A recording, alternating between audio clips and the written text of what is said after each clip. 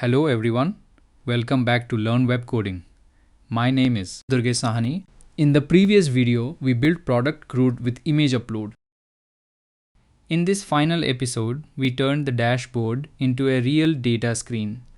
Laravel queries MySQL, Inertia sends props, and Vue renders the summary. Start with the dashboard controller command. An invokable controller is a clean fit when one root needs one controller action. Add the root list command next. This lets us confirm the protected dashboard root points to the controller. Add npm run build. The final page should pass a front-end build before the browser check. Add composer run dev. This starts Laravel and Vite together for the final browser demo.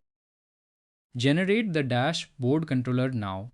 Laravel creates the invokable method and we fill it with real dashboard queries. Open the controller and add the model, storage, inertia, and response imports. These imports connect the controller to real app data. Start with the category count. This gives the dashboard its first real catalog number.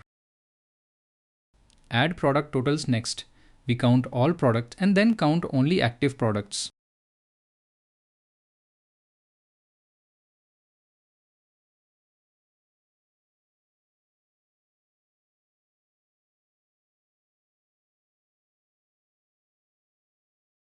Add the total stock value. This shows how the dashboard can summarize numeric product fields.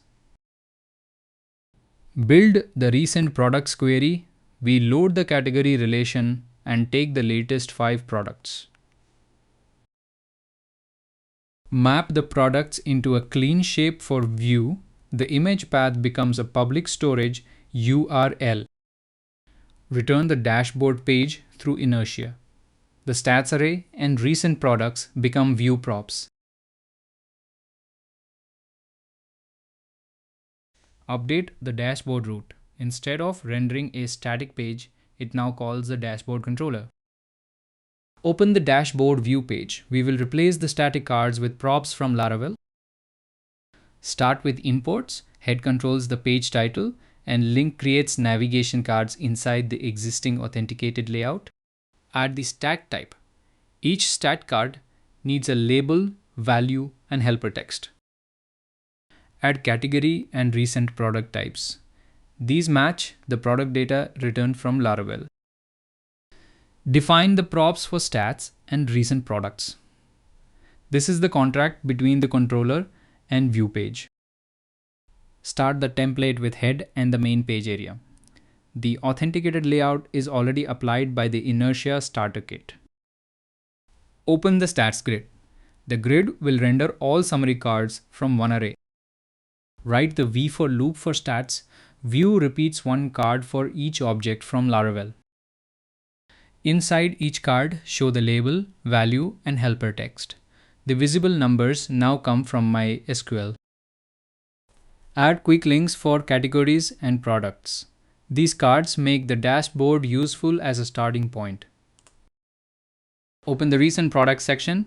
This table shows the latest products created in the admin panel. Add the table header. The columns match the product data returned by the controller. Write the V for loop for recent products. View creates one row for each product. Add the row cells. Each row shows the product name and category. It also shows price, stock, and status. Run the root list command. The dashboard root should now point to the dashboard controller. Run the front-end build. This verifies the view page, TypeScript types, and inertia imports. Sometimes Vite may show dependency warnings from node modules. The important part is that the build finishes successfully. Start the development servers for the final check. The browser will load the protected dashboard root.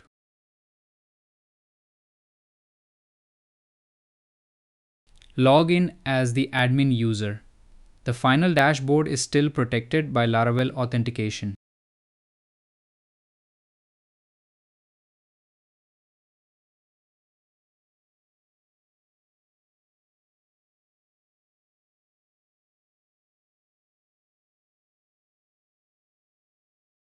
The browser now shows real dashboard numbers. Categories, products, active products, and stock are coming from MySQL. The recent products table is also real. It shows the latest product records passed from Laravel through Inertia. Quick recap, we created a Laravel Inertia Vue admin panel. We added auth and categories. We also added products with image upload and a real dashboard. In the next series, we will explore another practical project on learnWebCoding. The goal stays the same, build real features step by step. Thanks for watching. If you like this video, share it with other developers. If you have any questions, write them in the comments and subscribe to Learn Web Coding for future updates.